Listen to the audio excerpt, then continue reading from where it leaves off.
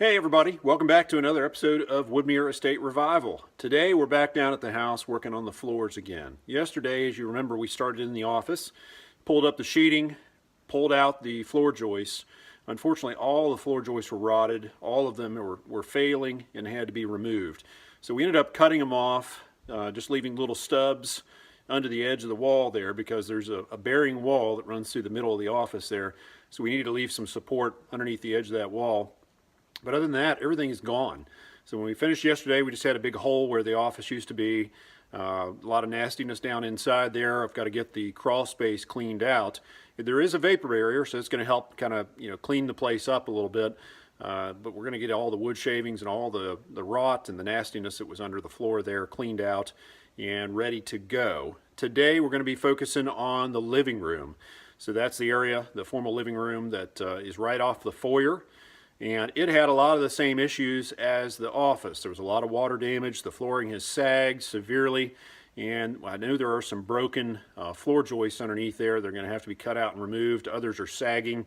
And we think most of it was just from the sheer weight of the water and all the contents of the room. We think that a lot of it just kind of sagged, and eventually the floor joists were overcome, and they snapped and began to, just one after another, began to snap and fall down into the crawl space. So it's a real mess. I'm going to get in there here in just a minute and go ahead and start pulling that sheeting up and find out what we've got to work with. We're going to have to work carefully, getting the wheelbarrow in and out of the room full of stuff. We're just going to have to be real careful there that we don't fall down into the hole. Let me show you what we're starting with today. So right behind me here was the office, and you can see just a lot of debris left down in the crawl space.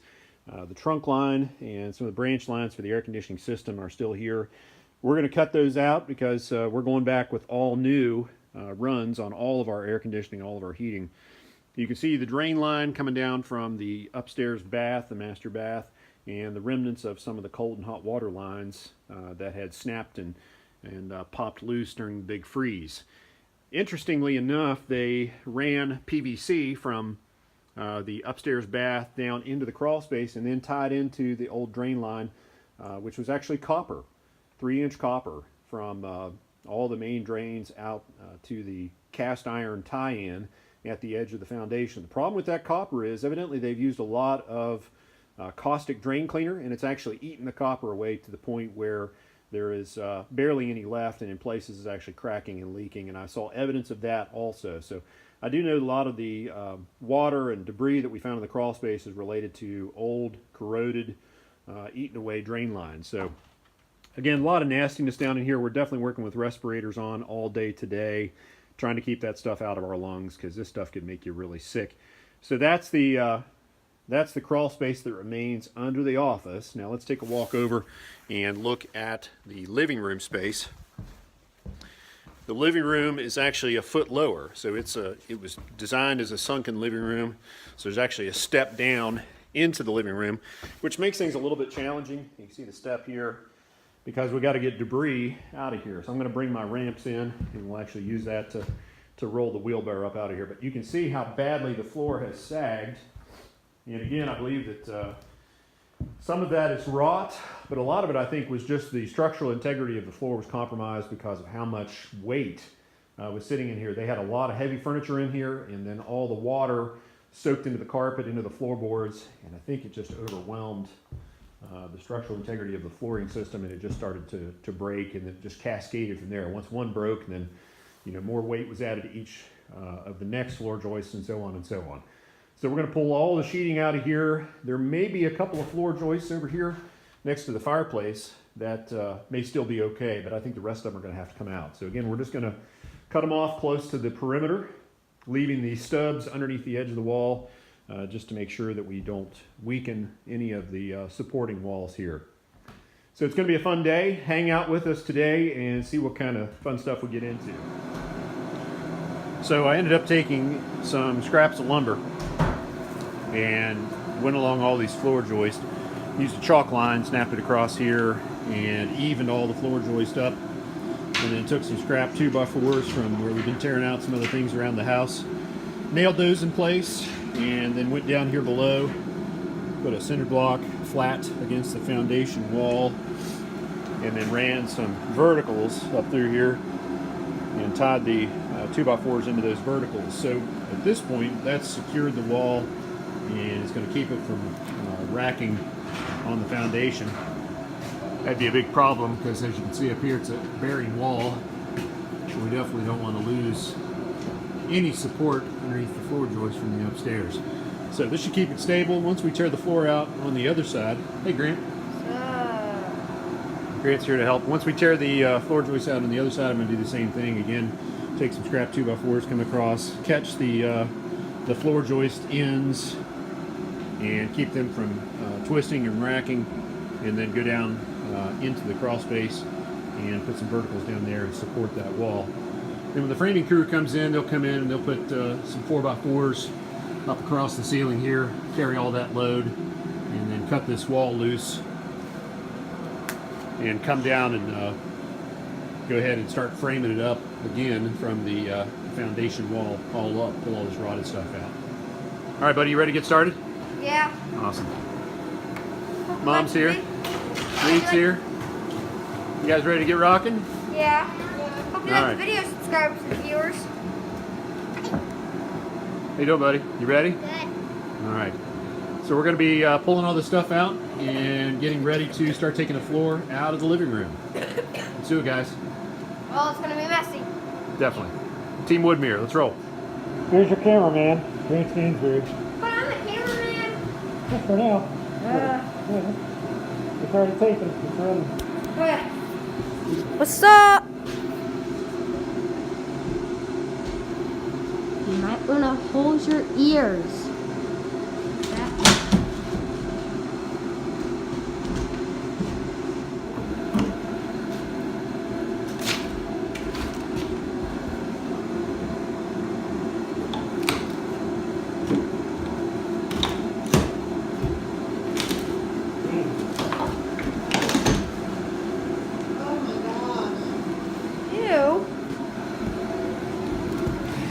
So here's what we're dealing with.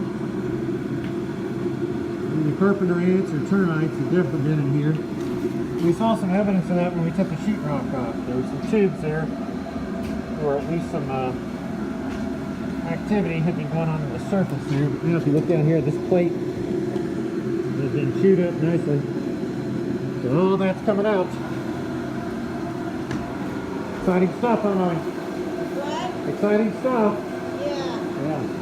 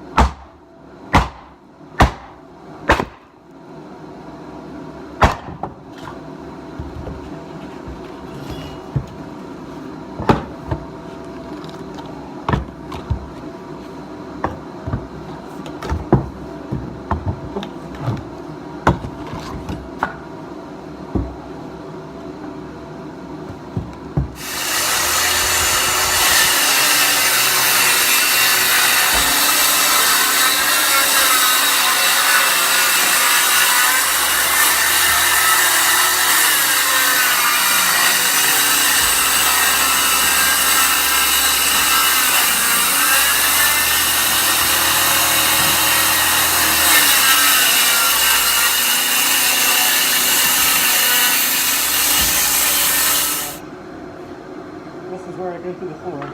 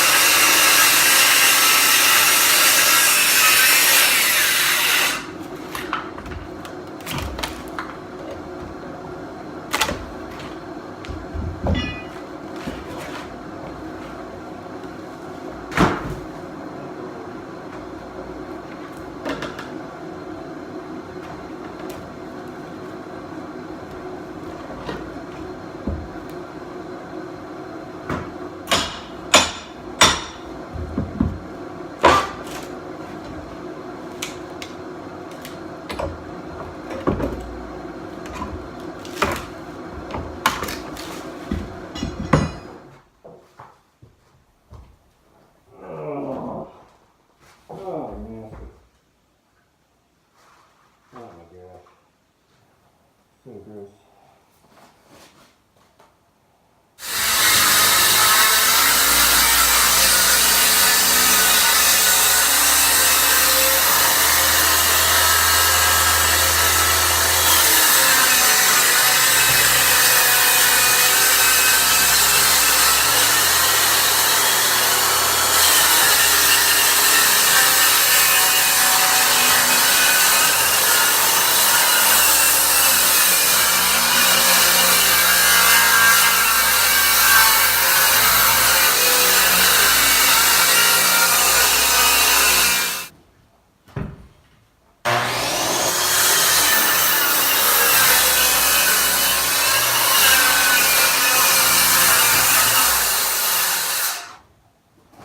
Soggy, nasty. Crawl space is gross.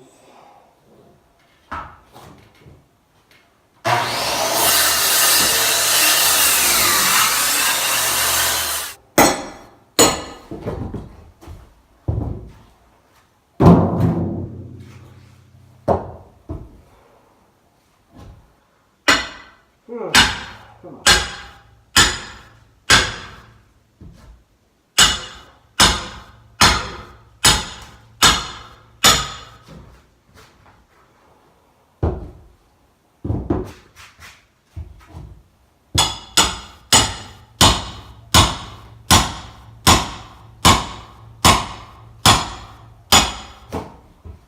Jeez.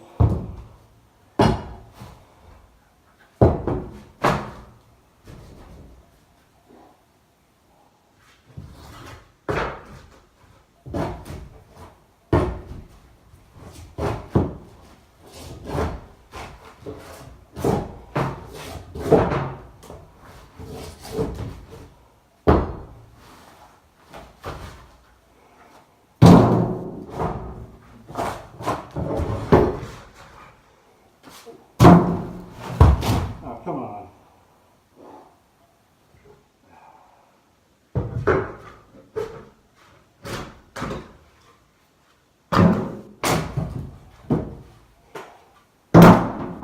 Don't fall over.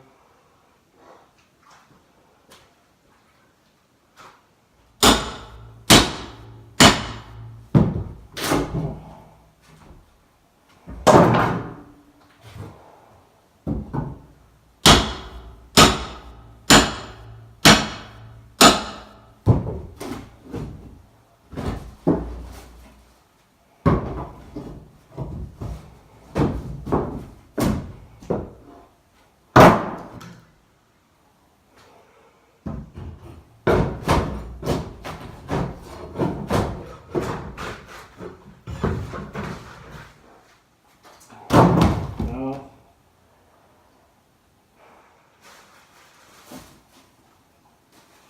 Ugh.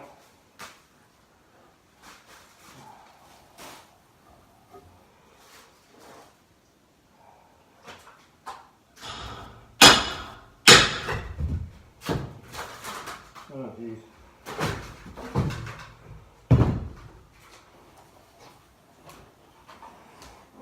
There's the floor joist. Oh, crap. So after I pulled the floor out, you know, we could always hear water here in the living room. and I didn't know why. But after I pulled the floor out, I saw water running across the crawl space into this hole, and I hear a pipe, and I hear water running through it. I mean, so there's some sort of drain underneath the floor in the living room. There's a pipe running into it, so I guess at some point there may have been a sump pump in some other area of the house. So the water's fairly deep in places here, so I was just taking a piece of wood and kind of digging a little channel here to start, picking up the water and draining it away underneath the underneath the floor, because I'm down here working in it, trying to get the rest of this living room floor out. So if I can get a little ditch dug across here and get some of this water to run out, that would be nice. So you just never know what you're going to find in an old house like this. It never ceases to amaze me. Well, there you have it, folks. Another day at Woodmere Estate in the books. Today we spent time working on the flooring again. Yesterday we finished up in the office, got all that flooring ripped out of there, found all sorts of rotten floorboards and all sorts of rotten floor joists. So we basically cleaned the entire space out and are left with nothing but a hole. I was a little bit concerned about the stability of the wall that runs between the formal living room and the office because of the rot and because of the floor joists being out of there. So first thing this morning, I took some scrap lumber and went across all the remaining stubs of floor joist to anchor all those together, keep them from twisting, and then took a couple of pieces of cinder block and put those down in the crawl space, and then nailed some verticals to those floor joist braces and ran those down, tagged it into the old rim joist and ran it all the way down to that cinder block. So that kind of stabilized that wall, has kept it from twisting anymore. As soon as I got that done, started working in the formal living room. Amber and the boys came down to give me a hand for a while. They were loading the wheelbarrow and helping me to haul stuff out. I found all kinds of great stuff in the crawl space. There's some significant water in the crawl space, and there's also quite a bit of mud and debris and all sorts of nasty stuff. Interestingly enough, we'd been hearing some water trickling over in the corner of the formal living room, and we weren't sure if we were hearing the downspout drain because there's one just on the other side of the wall there. But when we pulled up the floorboards today, we actually found a drain installed in the crawl space, and there was a pipe running to it, looked like maybe from another part of the house where there had been a sump pump or something installed. And so that drain box, I'm not sure where it goes, but there's a line that runs underneath the foundation out the house, draining water out of the crawl space. So there's evidently been some issues with water inside the crawl space for a long time, and we're definitely going to have to take care of that. That's not a good long-term solution. So there's actually a small creek running under the living room floor right now because I was able to use a shovel and kind of move some of the mud and debris and everything and get some more water to drain out from underneath the floor. So it's not a good situation, definitely not something we can leave. We've got to get all this rectified before we go back and reframe and put our floorboards back down. So let me show you where we're finishing up today. Here's what we're left with. Got about half of the flooring out. You can see how badly sagged the rest of the floor is here. And what I was running into as I was coming across here is that the floor joists were broken about 2/3 of the way over. And so the weight of the floor and the constant moisture that just kind of sat in here for who knows how long brought all these floorboards down and just sagged everything down and then snapped the floor joist off. There are several remaining floor joists over there around the fireplace. Thankfully that's kept all that stabilized. But you can see what a muddy mess it is down there. And there's that small creek that's running over kind of from right to left. And if you listen, you might be able to hear the water trickling underneath there. So strange situation. Not exactly sure what all we're going to find under here, but there's that piece of plastic pipe, and that's coming from the other end of the house. Actually, when I was working under the dining room that one day when I went underneath the house, I could actually see that plastic pipe, and I think it's coming from over around the corner of the house where the kitchen is. So I'm not sure if there's a sump pump over there in that corner of the house, and that was pumping over into this drain box, or what the situation is. But it's definitely not conventional, definitely not something we're going to be able to leave here. So it was a big day, lots accomplished. I'm feeling pretty good about where we're at right now. No big surprises. I mean, we knew the floorboards were rotten, we knew the joists were rotten. You know, we're going to be able to get in and support everything upstairs, basically reframe the center part, the center partition here. We've got a solid block partition that runs underneath the house, and so all of that is stable. You know, we're not dealing with any piers or rotten beams or anything like that. Thankfully, there's a partition wall that runs down the whole length of the house, and that block spine has really kept everything in place, and that's why we're not having, you know, any more serious structural issues. So we're going to be able to get in, support the upstairs floor joist, and be able to go ahead and disassemble the partition wall here, and then build it back with fresh wood. So big project ahead of us. Got to get the other half of the floor out, and that's going to have to be for another day. Thanks again for tuning in for this episode of Woodmere Estate Revival. Please be sure to hit the subscription button if you haven't already. Make sure you get all the latest updates from the show. And please hit that like button. We're working really hard here, and we really enjoy sharing it with you all. Please hit the like button and comment below if you've got anything interesting to share with us, or any comments about Woodmere Estate. We thank you for your time. Take care. Bye-bye.